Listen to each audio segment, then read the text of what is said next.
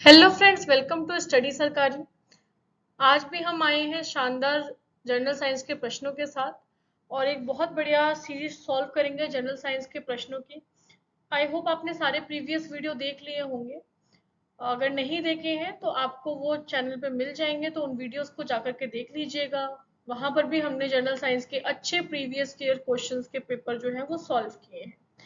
अच्छा, दूसरी इंपॉर्टेंट चीज ये कि अगर आपको राजस्थान के ओल्डियन क्वेश्चन पेपर उनकी आंसर की के साथ चाहिए, तो जो हमारा टेलीग्राम चैनल है जिसका नाम है टाइम टू स्टडी सरकारी, और उसका जो लिंक है वो भी मैंने नीचे डिस्क्रिप्शन बॉक्स में दे दिया है, तो उसको आप ज्वाइन कर लीजिएगा। तो जो भी हम क्वेश्चंस यहाँ पे सॉल्व करते हैं इसकी स्लाइड प्लस राजस्थान के जो पुराने क्वेश्चन पेपर्स हैं वो आंसर की के साथ आपको वहां पर मिल जाएंगे। चलिए, तो बढ़ते हैं हम पहले प्रश्न की तरफ।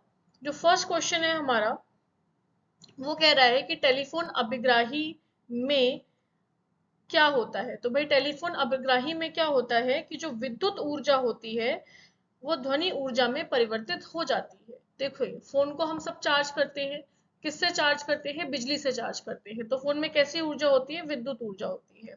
ठीक है। और टेलीफोन अभिग्राही क्या करता है? जो टेलीफोन का रिसीवर होता है, ठीक है, वो क्या करता है? जो विद्युत ऊर्जा होती है उसको किसमें चेंज कर देता है? ध्वनि ऊर्जा में चेंज कर देता है।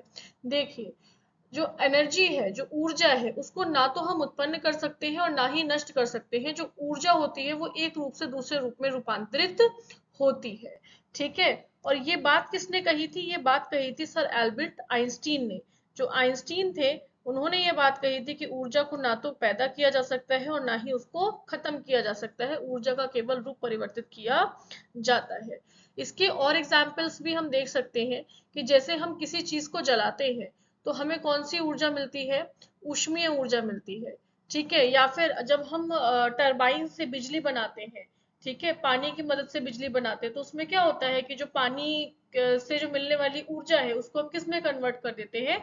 बिजली में कन्वर्ट कर देते हैं। ऐसी पवन ऊर्जा से हम बिजली बनाते हैं।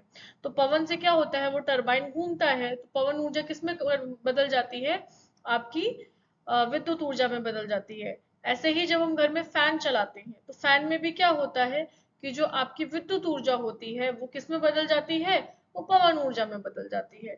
तो ऊर्जा का क्या होता है? केवल रूप परिवर्तित होता है, लेकिन ऊर्जा को ना तो नष्ट किया जा सकता है और ना ही पैदा किया जा सकता है। तो इस क्वेश्चन का सही उत्तर जो है वो फर्स्ट हो जाएगा। अब बढ़ते हैं दूसरे प्रश्न की तरफ।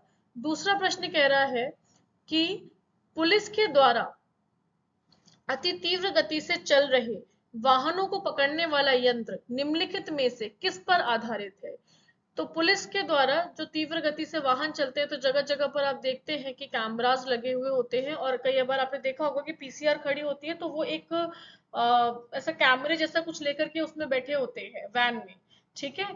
तो ये जो यंत्र है ये किसके प्रभाव पे काम करता है? ये ड्रॉपलर प्रभाव पे काम करता है। और ड्रॉपलर प्रभाव को किसने बताया था?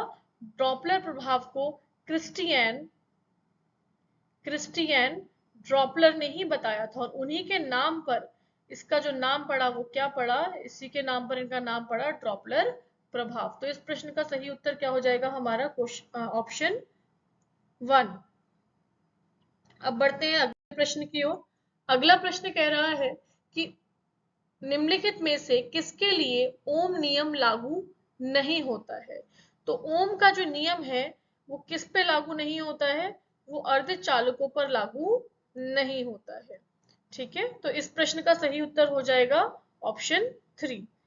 अगले प्रश्न कह रहा है कि मानव के आंख में कौन सा लेंस लगा होता है? देखिए, हमारे आंख में ये जो आंख की पुतली होती है ना, जब आप आंख का संरचना पढ़ेंगे तो आप देखेंगे कि हमारे आंख के अंदर भी एक लेंस लगा होता है। ठीक है। वो लेंस क्या करता है? वो लेंस प्रकाश की किरणों को हमारे रेटिना पर फोकस करता है, और जो भी हम देखते हैं उसका प्रतिबिंब कहाँ बनता है? उसका प्रतिबिंब बनता है रेटिना पर। और रेटिना पर प्रतिबिंब बनता है और वो प्रतिबिंब हमारे दिमाग में जाता है, और हमारे दिमाग को हमें पता चलता है कि भाई हम ये चीजें देख पा रहे हैं। तो हमारी जो मानव की जो आंखें हैं उनमें कौन सा कॉन्वेक्स यानी कि उत्तल लेंस लगा होता है?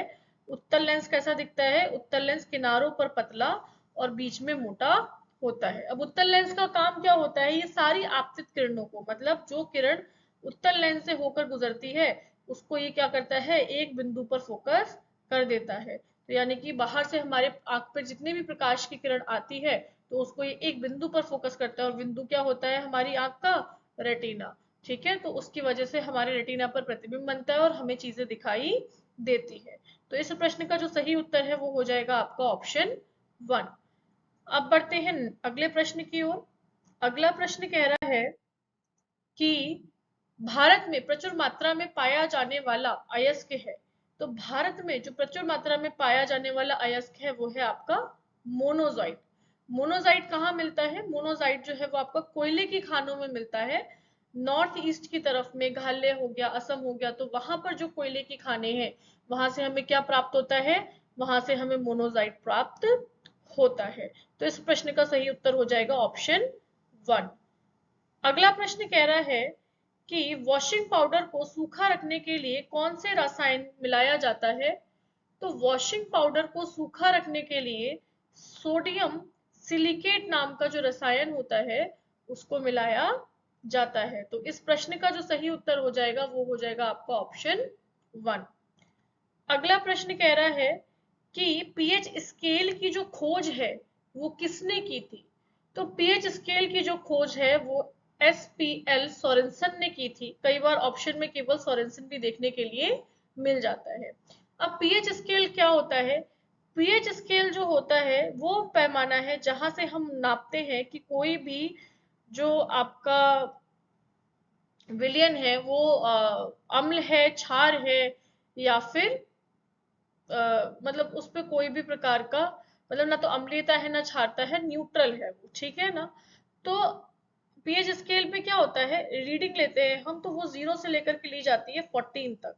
ठीक है, और जो 7 होता है यहाँ पर क्या होता है, ये आपका बीच का होता है।